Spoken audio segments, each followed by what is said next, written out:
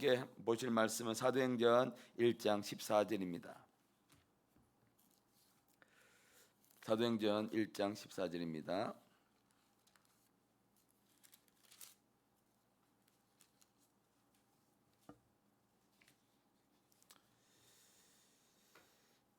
사도행전 1장 14절 말씀 우리 함께 읽도록 하겠습니다. 여자들과 예수의 어머니 마리아와 예수의 아우들과 더불어 마음을 같이하여 오로지 기도에 힘쓰더라. 아멘. 오로지 기도에 힘쓰자. 예. 이제 일주일 동안 함께 기도해 주셔서 감사하고요. 또 함께 달려와 주셔서 감사하고 또 저녁으로 또 새벽으로 함께 우리가 기도하면서 또 하나님의 은혜를 누릴 수 있어서 감사합니다. 상당히 긴 저에게는 일주일이었습니다. 아침과 저녁으로 말씀을 준비하면서 육체적으로 좀 부담이 됐지만 저에게는 상당히 행복한 시간이었습니다. 이게 말씀에 사로잡힌다는 거예요. 또 말씀 안에 들어간다는 거예요. 그것을 제가 좀 이번에 경험하는 시간이 되어서 참 행복했고 사실은 마음이 좀 몸은 힘들었지만 우리 육신이 힘들면요, 육신이 이게 힘들어서 이게 재개를 못하면 우리 영은요 너무 행복합니다. 왜? 육신에 딸려가지 않기 때문에요. 그러니까 육신이 힘이 없어서 하고 싶은 것도 잘 못할 때가 있어요. 그때 우리가 하나님 앞에 들어가게 되면요, 육신을 따라가지 않기 때문에 너무 행복합니다. 그래서 혹시 여러분들이 많이 이게 육신이 연약해 있을 때에 더 하나님 말씀을 읽고 더 기도해 보시고 그러면 이 육신의 원함이 약화되기 때문에 우리가 더 깊이 하나님 앞에 들어갈 수가 있는 시간이 됩니다. 그래서 지난번 목사님께서 한번 1차 때 6월 달에 한번 기도원에 가셨죠. 그 말씀 주문에 갔었을 때에 그때는 40일 기도의 전이라서 그때는 좀 제가 그래도 한 새벽으로만 말씀을 전하면 되니까 부담이 좀 신체적인 부담이 좀 육체적인 좀 부담이 적었었는데 이번에 가신다고 하니까 사실은 좀 약간의 심적 약간 부담이 있었던 건 사실입니다. 그런데 이게 말씀을 내가 어떻게 준비해야 할까, 내가 이것을 기도를 어떻게 이끌어갈까에 대한 두려움은 없었어요. 그 전에 이미 하나님께서 말씀을 공급해 주시는 것을 제가 경험을 했기 때문에 틀림없이 하나님께서는 합당한 말씀을 공급해 주시기 때문에 그래서 말씀을 어떻게 내가 준비해야 되고 어떻게 기도를 인도해야 되고 어떤 말씀을 전해지라는 그런 마음의 부담감 두려움은 없었습니다. 그래서 목사님이 가신다고 할 때 흔쾌히 잘 다녀오십시오라고 제가 목사님께 말씀드릴 수 있었습니다. 근데 그 가시겠다고 하는 담임 목사님께서 가시겠다 하는데 밑에서 이제 전도사들이 부교역자들이 목사님 좀 짧게 다녀오시면 안 될까요? 뭐 이런 식으로 막 이렇게 해버린다면 가서도 마음이 안 편하겠죠. 그러니까 마음 놓고 갔다 오시라고. 왜냐면요, 그것이 우리에게는 더 낫기 때문에 충분히 이제 말씀 전하시는 목사님께서 충분히 하나님과 교제하고 교통하고 나온 그 말씀이 얼마나 우리에게 큰 보약이겠습니까? 이게 우리가 40대 이상 되면 이제 약으로 산다 그러죠. 밥심으로 살지 않고 약으로 산다 그럽니다. 그럼 보통 한 40대 이상 되면 뭐 영양제, 영양 보충제, 뭐 몸에 좋다는 약들은 이만큼씩 먹고 막 그렇게 살아야 뭐 움직인다라고 하는 그런 말이 있을 정도로 약에 의존을 하는데 바로 그거거든요. 이게 그때 나오는 그 말씀은 보약입니다. 정말 진한 보약이거든요. 그러니까 다녀오시는 것이 우리에게는 더 낫다. 그 성도들에게는 더 낫다. 더 보약 같은 말씀 우리에게 전해 주실 거다. 그래서 이제 다녀오시라고 제가 말씀드리면서 기도하겠다고 말씀을 드렸습니다. 그러면서 저는 이제 개인적으로 하나님 앞에 공급해 주시는 말씀을 더 깊이 체험할 수 있는 시간이 되어서 제가 좀 더 성장할 수 있는, 또 제가 좀 더 하나님 앞에서 훈련받을 수 있는 시간이 되었습니다. 제가 아마 요번에 그리고 저에게 하나님께서 일어날 일들을 오후 예배 시간에 제가 설교거든요. 그때 한번 간략하게 조금 여러분들에게 말씀드릴 수 있는 시간이 있을 것 같습니다. 저에게 상당히 놀라운 변화가 많이 일어나고 있어서 이번 40일 작전 기도회 기간이 하나님 앞에 어떤 시간이었냐는 것을 한번 여러분과 나누고자 합니다. 자, 여러분 이제 오늘 말씀을 좀 우리가 간략하게 한번 보고 기도하면요. 부활하신 후에 40일간 예수님이 제자들에게 나타나셨습니다. 그래서 그들에게 하나님의 나라의 일들을 말씀하시고 가르치고 계셨습니다. 그 후에 이제 예수님께서 말씀하시기를 우리 자 1장 4절 말씀에 이렇게 말씀하시죠. 예루살렘을 떠나지 말고 여기서 아버지께서 약속하신 것을 기다리라라고 그 말씀을 주셨습니다. 그 말씀과 함께 이제 오직 성령이 너희에게 임하시면 너희가 권능을 받고 예루살렘과 온 유다 사마리아 땅 끝까지 이르러 내 증인이 되리라라고는 이 말씀 명령의 말씀을 주시고 났어요. 예수님이 이제 제자들이 보는 앞에서 성천하면서 올라가십니다. 그러니까 이제 제자들은 더 이상 전에는 이 말씀을 받기 전에는 예루살렘 머물 이유가 없었던 것이죠.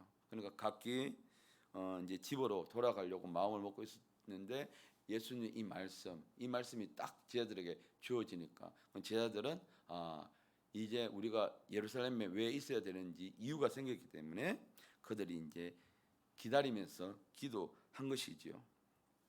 왜? 하나님께서 아버지께서 약속하신 그 보혜사 성령을 내가 보내주겠다 하셨습니다. 우리가 40일 작전 기도를 하면서 하나님께서 약속하신 것이 있어요. 가정의 회복과 우리 개인의 치료와 그 교회의 회복을 우리에게 말씀해 주셨는데요. 그래서 우리가 그것을 기대하면서 이번 수련회에 나가는 것입니다. 우리가 교회 안에 머물면서 이 40일 작정 기도를 한 이유가 바로 이것입니다. 제 아들이 예루살렘에 머물러서 하나님이 약속하신 그것을 받기 위해서 기도한 것처럼 우리들도요 40일 작정 기도회 동안 교회에 머물면서 기도한 이유가 바로 여기에 있습니다. 가정의 회복, 개인의 치유, 교회의 회복, 하나님이 약속하신 것입니다. 그래서 우리가 중요하게 생각한 이유가 우리가 있으면 하나님은 왜 제자들에게요 약속하신 성령을 보내주시겠다고 했을까요? 왜? 이유가 있습니다. 그냥 주시지 않았습니다. 하나님 왜 우리 이 연합순회를 통해서 우리를 치료해 주시겠다, 우리가 그냥 고통스럽고 너무 아파하니까 그냥 우리 기도에 응답하시는 거다, 그게 아닙니다.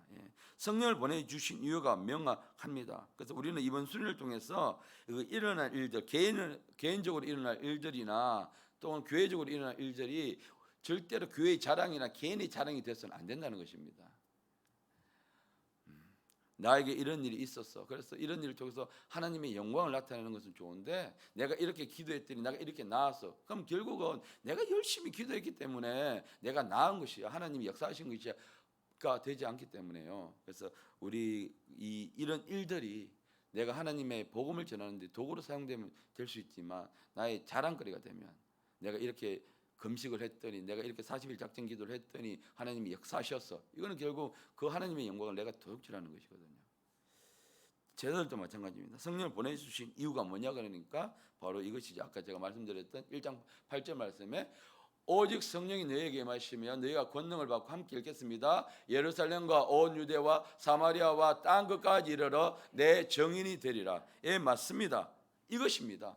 예수 그리스도의 증인의 삶을 살려고요 성령을 보내주신 것입니다. 그냥 성령의 충만함을 그 제자들에게 부어주신 것이 아니라 그 이유가 바로 여기 있는 것입니다. 그래서 우리를 치유하시고 회복시키시며 우리 속에 있는 귀신을 내쫓으시는 이유가 바로 우리가 하나님의 영광을 위하여 살라는 것입니다.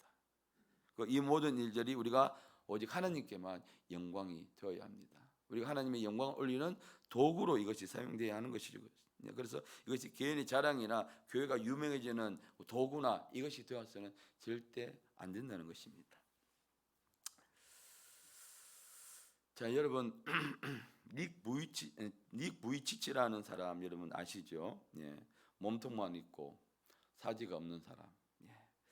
어제도 한번 우리가 제가 나눴는데 이 닉 부이치치는 그렇게 태어났죠. 그렇게 태어난 누구한테도 환영을 받을 수 없고 처음에 부모한테도 환영을 받지 못하는 사람이었지만, 왜냐하면 근데 이 부모님들이 아버지가 목사님이셨거든요.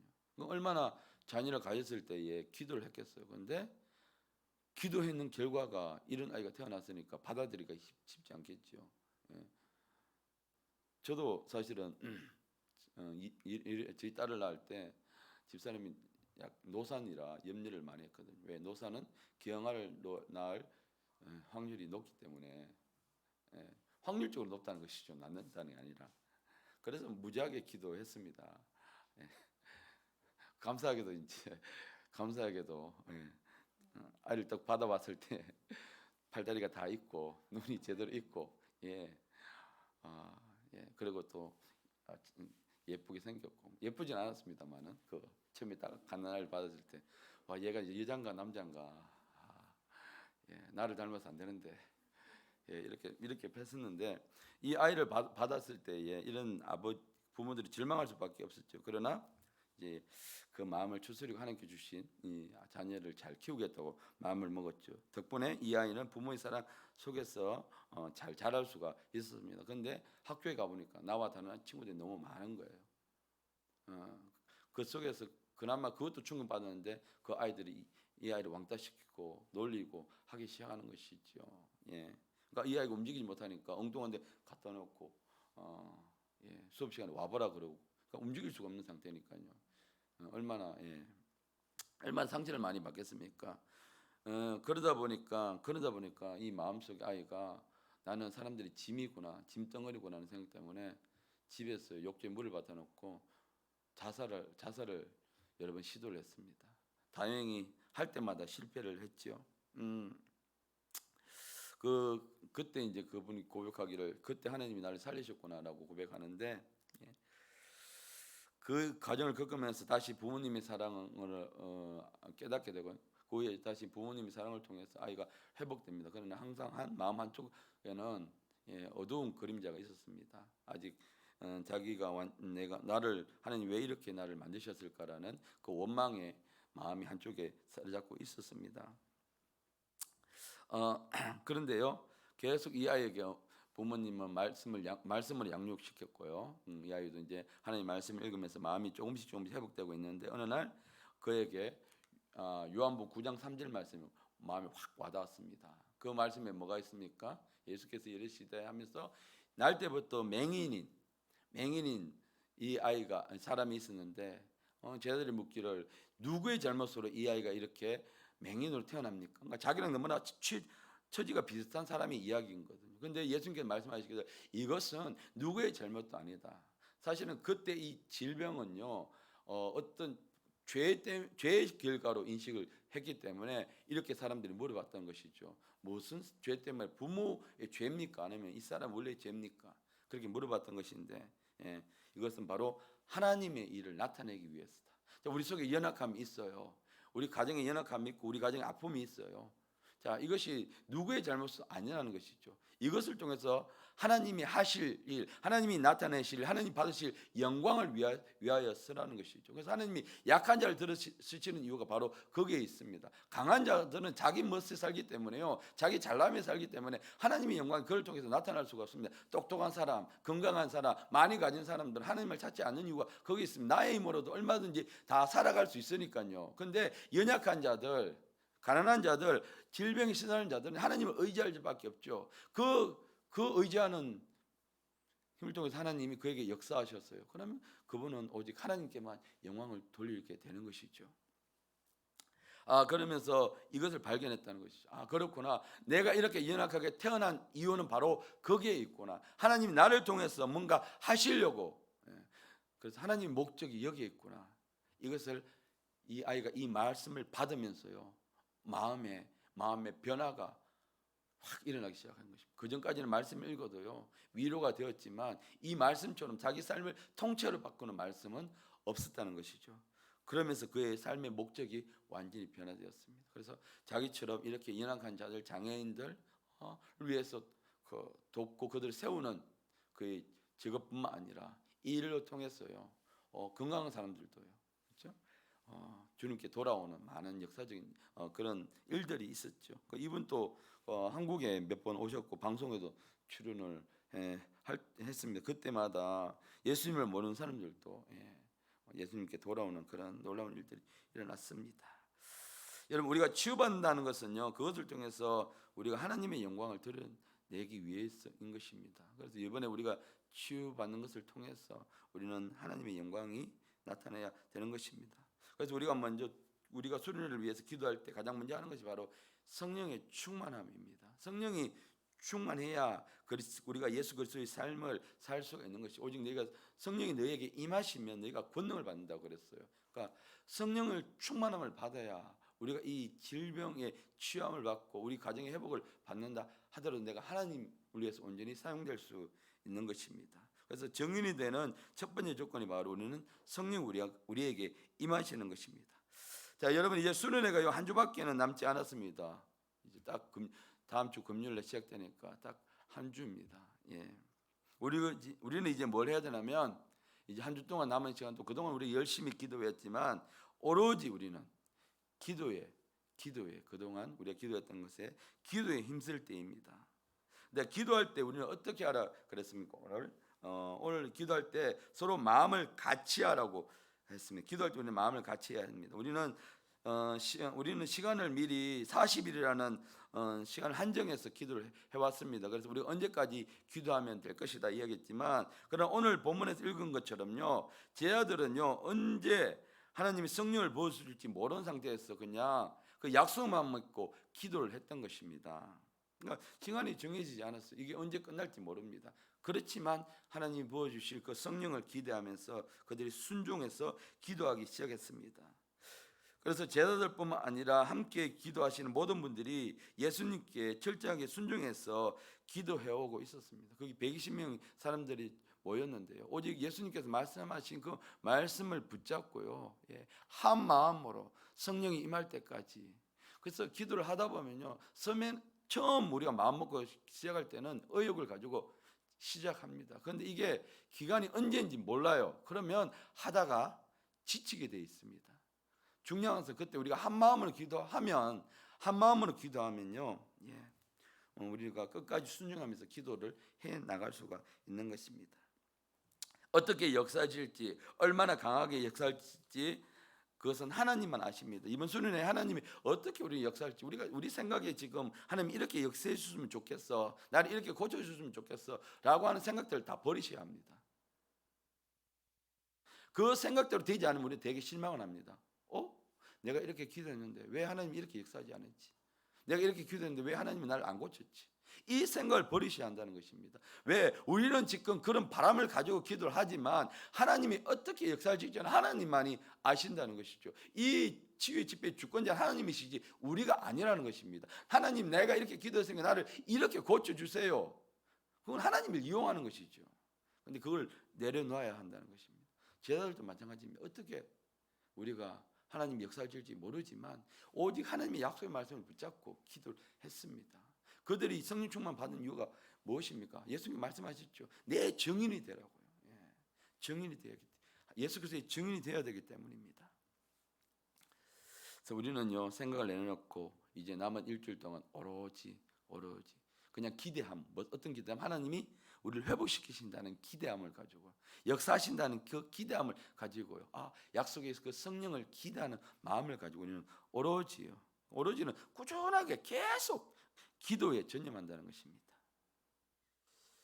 여러분, 기도의 위력이 이것이 바로 중보기도거든요. 한 마음으로 기도한다는 것, 모여서 기도한다는 것, 이것이 바로 중보기도의 위력이 강해지려면 말씀드렸는데 마음을 같이 해서 우리는 기도해야 합니다. 왜냐하면 이때도 보면 각자 제자들이 직업도 다 달랐고요, 형편도 달랐고 하는 일도 다 달랐습니다. 근데 그들이 각자 생각도 다르고 형편도 다르지만 그들이 모였어요. 기도했습니다. 한 마음으로 기도했습니다. 마음을 나누면서 기도했습니다. 오직 예수님 말씀을 붙잡고 기도했습니다. 그렇게 기도가 집중 있게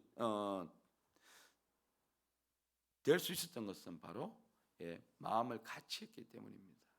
우리가 여기 와서 그냥 기도하겠습니다, 우리 40일 동안 기도 제목 없이 그냥 기도하겠습니다 그러면 기도는 하겠지만 마음이 나누어진다는 것이죠. 그래서 우리는 여기서 기도 제목을 놓고 함께 먼저 기도한 이후에 개인 기도를 하는 이유가 바로 거기에 있습니다. 우리가 집중하기 위해서요. 그 중보 기도의 위력을 더 키우기 위해서입니다. 그리고 두 번째가 바로 오로지 기도하는 것입니다.